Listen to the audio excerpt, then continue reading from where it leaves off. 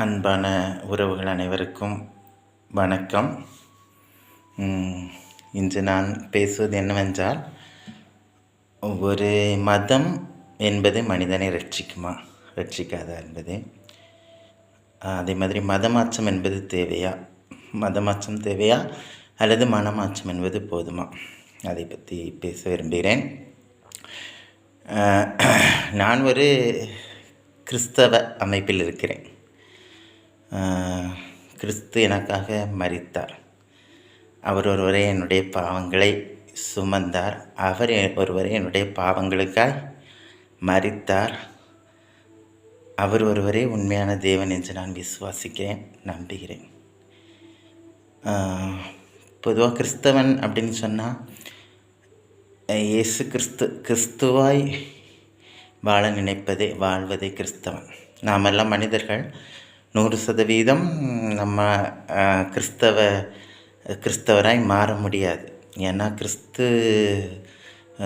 ஆனால் கிறிஸ்துவாய் நாம் மாற பிரயாசப்படலாம். ரட்சிப்புங்கிற அனுபவத்தை நாம் பெற விரும்பலாம். அப்படியானால் என்னுடைய இயேசு கிறிஸ்து என்னை ரட்சிப்பார். என்னுடைய இயேசு கிறிஸ்து மெய்யான தெய்வம். இது 100% உண்மை. இதில் மாற்று கருத்து எதுவுமே இல்லை.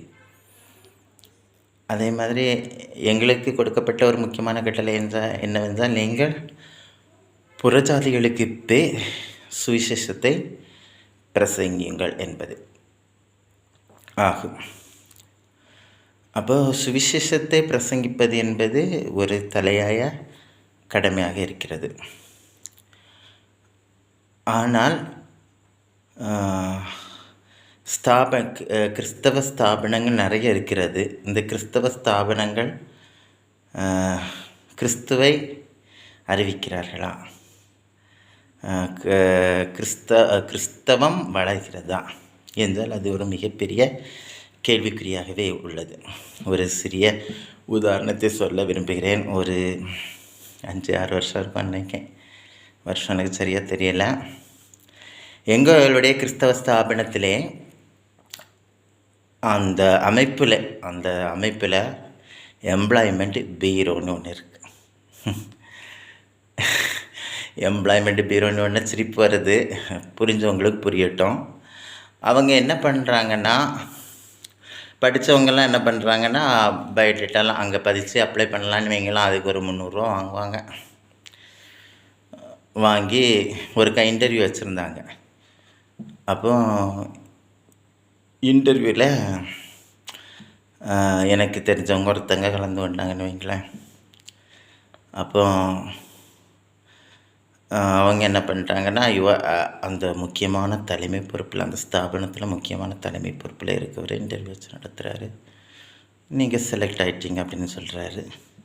செலக்ட் ஆன பிளேஸ் பார்த்திங்கன்னா, அவங்களுக்கு அதில் ஒரு 3 பஸ் ஏறி போகணும். சேலரி 7000 ரூபா சொன்னாங்க. ஓகே, செலக்ட் ஆனது ரொம்ப மகிழ்ச்சி தானே, பரவாயில்ல, 3 பஸ் ஏறி போனாலும் போகலாம், 7000 ரூபா கஷ்டம்தான், இருந்தாலும் பரவாயில்ல. ஆனால் அதுக்கு அவங்க கேட்டது என்னதுன்னா 4 லட்சம் கேட்டாங்க. 4 லட்சம். அப்போ அவங்களால முடியாது. அதனால் இல்லை, 4 லட்சம் எங்களால் முடியாது, அவ்வளோ முடியாது, கஷ்டம். உடனே அந்த தலைமை பொறுப்பில் இருக்கிற சொல்ல, you are deleted from the list அப்படின்னா, அதாவது இனிமேல் இந்த ஒரு இன்டர்வியூவில் அவங்க கலந்துக்கிட முடியாது. அந்த லிஸ்ட்டில் இருந்தே அவங்க என்ன செய்கிறாங்க, எடுத்துக்கிறாங்க.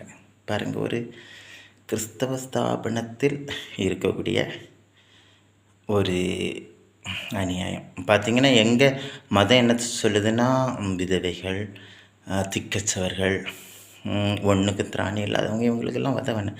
இந்த மாதிரி ஸ்தாபனங்கள் இருக்குது. என்ன பண்ணலாம், ஒவ்வொரு சர்ச்சிலையும் ரொம்ப கஷ்டப்படுற ஃபேமிலிக்கு ஒன்றுலேயும் கொடுக்கலாம், ஒரு வேலை வச்சு கொடுக்கலாம். பாருங்கள், எவ்வளோ அநியாயம் நடக்குது. அது நான் என்ன சொல்ல வரேன்னா, மதமாற்றம் என்பது தேவையில்லை. ஒரு மனுஷன்ட்ட போய் இந்த மாதிரி மதமாற்றம், நம்ம ஒரு மனுஷன்ட்ட போய் எப்படினாலும் என்ன சொல்லுவோம், இயேசு கிறிஸ்து எனக்காய் மரித்தார், அவர் ஒருவரே எனக்காய் மரித்தார், என்னுடைய காயங்களெல்லாம் அவர் ஏற்றுக்கொண்டார். உண்மை, 100% உண்மை. இதை ஏற்றுக்கொள்கிறவர்கள் மனம் மாறட்டும்.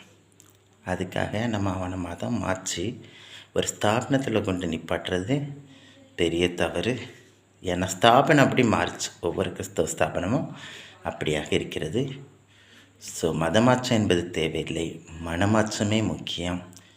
உலகமெங்கும் போய் சுவிசேஷத்தை பிரசங்கிங்கள், கிறிஸ்தவனாய் மாற்றுங்கள். ஆனால் ஒரு அமைப்பு கிறிஸ்தவனாய் மாற்றாதீர்கள். நன்றி, வணக்கம்.